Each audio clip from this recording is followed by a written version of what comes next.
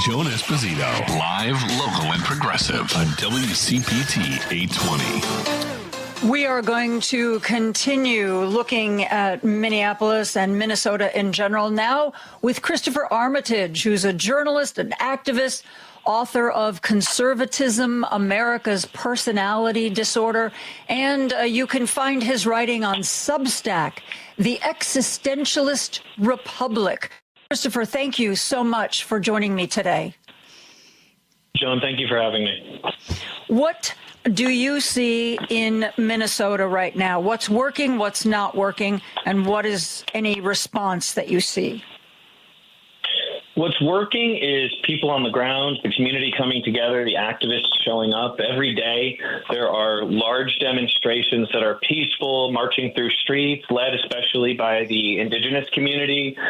There are also active groups that are showing up in a lot of different places, like the Whipple Federal Building, where ICE does a lot of their staging. We had Ilhan Omar even go in there at one point to talk to some folks. A lot of state representatives are actually showing up to that location as ICE and the demonstrators are maintaining what I wouldn't call a tenure, not a very good situation there. But what I'm also seeing is the ICE agents actively instigating, shoving, assaulting, damaging property, trying to get into schools, trying to get into hospitals, children being held.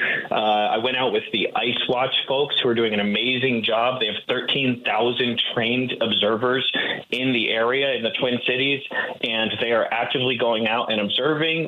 On some of those, we went out and we went to apartment complexes where ICE was going door to door, kicking down doors if they heard people speaking language other than English. It was so horrible things and great things. There have been lots of reports of ICE trying to intimidate, trying to bully. We just heard about a toy store that was supportive of the efforts against ICE that's now been notified that it's going to be audited. We have some audio of a woman, we're going to play this in a second, a woman who was just recording with her phone, and the ICE agent came up to her and was taking pictures of the license plates on her car, and he told her that she asked why, and he says, well, because ICE is putting together a database, and congratulations, you're now a domestic terrorist. Paul, play that quick sound clip if you would. Yeah, look at them. Look at them. The ICE is here, guys. Be careful, be careful. They're over here. It's not illegal to record. Exactly. Yeah. That's what we're doing. Yeah. Why are you taking my information down? Because we have a nice little database. Oh, good. And now you're considered a domestic terrorist. So We're videotaping you? Are you crazy?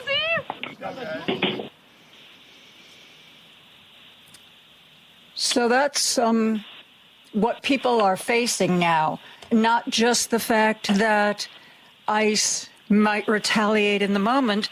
Who knows? There was an ICE agent in Chicago that somebody was filming their license plate, and the ICE agent looked and said, don't worry, we change them every day. And it was found that that was true. They had a bunch of license plates and they were rotating them. Is it possible, you think, that there is this list and she's now on it as a domestic terrorist? It's tough to say. What I will say is this administration is this regime is investing heavily in guns, body armor, vehicles, salaries. What they're not investing in and what they've been actively cutting funding for over the last year is smart people, is investigators, is analysts, and they've been hemorrhaging support among those groups. So do I believe these agents are being told we're building a database of domestic terrorists, and there might even be some 18-year-old off of Twitter with a weird fascist Twitter handle who's in charge of this database? Sure, it's possible. But the main goal is intimidation. It's terrorization. And I tell the folks out there who are scared on the ground, I say, if the list is long enough and we're all on it, then the list doesn't matter. Everybody should get on that list. Let's do it, because we're here for freedom. We're here for justice. We're here for liberty. The Republicans themselves at their convention in 2023 had a big sign on the Chiron. It said, we are all domestic terrorists. They did that at their convention. They did that. So it means nothing.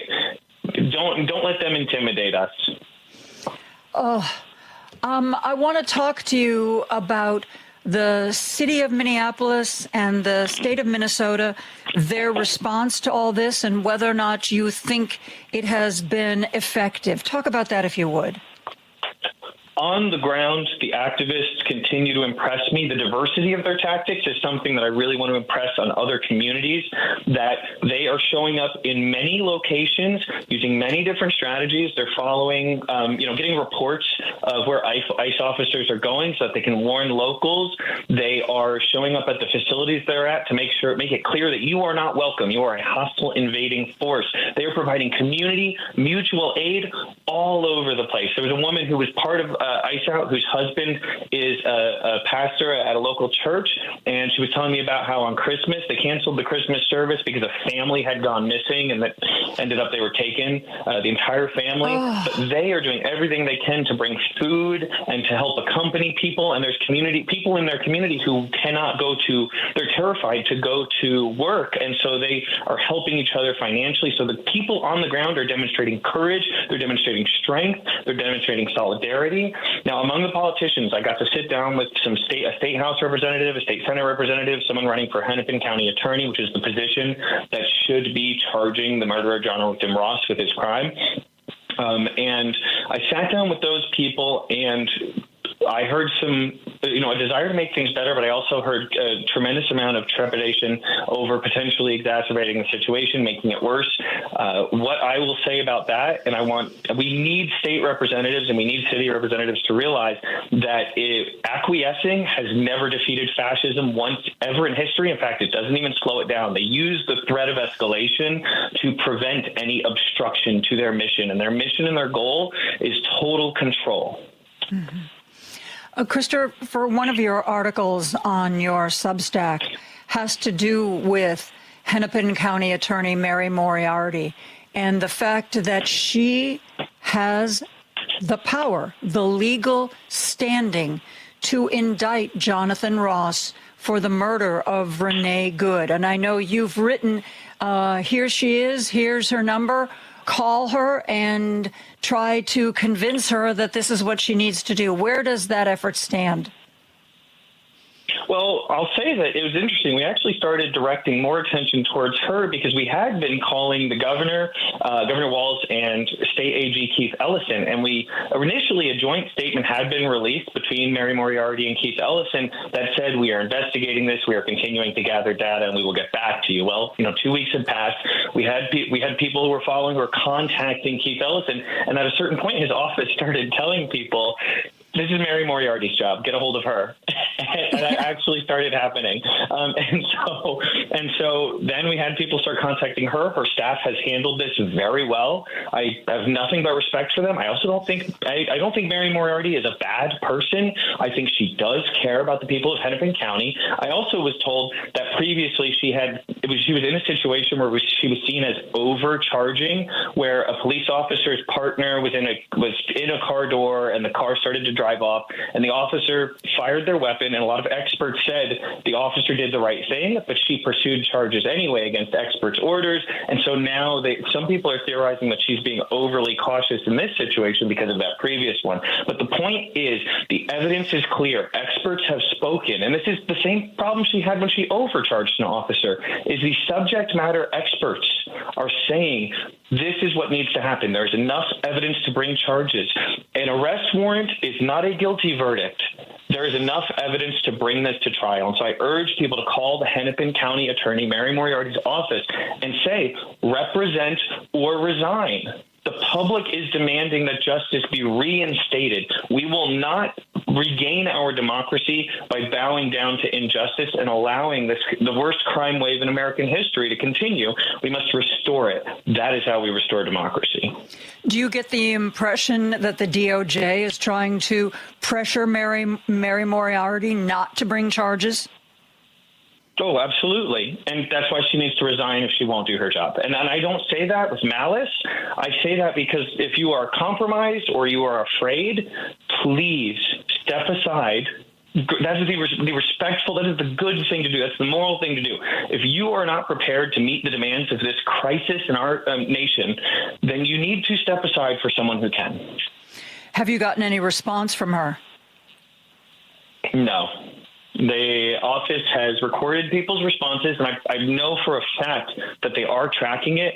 But my assessment, I think that they expect this to die down. You know, I mean, what I would really compare it to is for anyone who's been worked at a corporation with a large human resources department. They are really good at writing down your concerns and saying we're going to look into it, and then just hoping that you emotionally get worn out and stop bringing it up. And that is what we cannot do, because this is the path to taking our country back and restoring democracy, is actually saying nobody's above the law, and we're not going to wait an election cycle for justice. Justice delayed is justice denied. Do you think there would be any point in people who are not residents there to call that number? Because the reason I ask is because there have been issues before that really bugged me, and somebody from a different state seemed to have the power, and I would call their office and they'd ask me my zip code, and as soon as they realized I wasn't one of their constituents, I could tell that the staff member just checked out, just was waiting for me to finish so they could say thank you and hang up. So would it make any difference if people from Wisconsin or Illinois or Indiana or Michigan called that number? So this is where I'm going to get a little bit mean, nasty. The calling, great, totally encourage it. If you're out of the area, I think it's best if you. This is just for all politicians. Their search engine optimization is really valuable to them. They care about what shows up when you Google them. So when you go to them on social media and you tag them, especially where they're active, and you say, I don't live in your district, but America needs you right now and you are failing us. Please step up or resign, represent or resign. You're affecting their search engine optimization. And if enough people do that, they will have a real difficult time ever running for re-election, because the search engine results and the social media results will be flooded with negative content related to them, and they will react to that, because a lot of people on election day, they just Google who's running. Christopher, you're speaking to someone who's what I call a semi-Luddite. Are you talking about how when I log on to Blue Sky and there's a little box that tells me what's trending? Is that what we're talking about? Having enough people do this? Yes, you use the @ symbol and you @ them and you send them a message on whatever platforms they're on. You can also go to their Facebook page and just make a post or reply to a comment. I mean, if you want to be persistent, these are public servants. You can just sign up for notifications every time that Mary Moriarty or Keith Ellison or whomever posts on Twitter, Blue Sky, Facebook. And then every time they post, you can make a comment and say, why aren't you addressing this? Why are you talking about anything else? And if they're not posting, post it on their wall. And then you can share that with your followers and say, hey guys, I posted on Mary Moriarty's wall. I know we don't live in her district, but we need her to charge this murder. The country has its eyes on her, and we need this. So then they can also go there. And again, these are public servants. They are accountable to the public. They signed up for this, and if they're not up to continue it, I want them to resign so we can have people ready to meet the moment. I just looked her up on Blue Sky. It appears she does not have an account, but if you search her name, every post that has mentioned her pops up, including one from MS Now where apparently she announced that she has jurisdiction here and can charge the ICE agent. But that was from 2 weeks ago. Nothing much since then. Yeah, and I want to make a point, too. I published a piece today saying progressive isn't maybe the right term for people who are fighting right now for America, because the fact is, this is constitutionalist. This is people saying this country was founded with the Declaration of Independence, the Bill of Rights, by saying we have freedom of speech. We have freedom from a tyrannical government. This country saw tyranny. It saw monarchy. And the founders, even in all their flaws, said, we are going to make the core foundational amendments and arguments for this country to be that you have the right to speak without the government impeding that, except for extreme circumstances. You have the right to to avoid unwarranted searches and seizures, and so many other core rights. It is not progressive, it is rational, it is humanist, it is the logical thing to do right now. This is the standard, the baseline for our country. It's not progressive, it's constitutionalist, it's human-oriented. I think that is a brilliant analysis because, as you so rightly point out in this article, the word progressive has become twisted, and it is often, wacky leftist outlier. Oh, you mean progressive? And that has always bugged me. We advertise ourselves as a progressive radio station, but I worry that word has become so twisted that we're not getting the message out of who we really are. So maybe we'll change the name of the show. Joan Esposito, live, local, and constitutionalist. Yes. Yes. Oh, gosh, I love that. Look, you are fiscally responsible if you support universal health care. You care about the Constitution and our constitutional rights and our liberties. If you want it so that agents can't come into your community, these jackbooted thugs, and slap the phone out of a protester's hand and shove them on the ground for using the rights that this country was founded on. And I saw recently an article written a bit ago by a teacher who shared the Bill of Rights with their students. And the students weren't very familiar with it, and they didn't mention that these were the foundational American documents. And they said, what do you think of these ideas?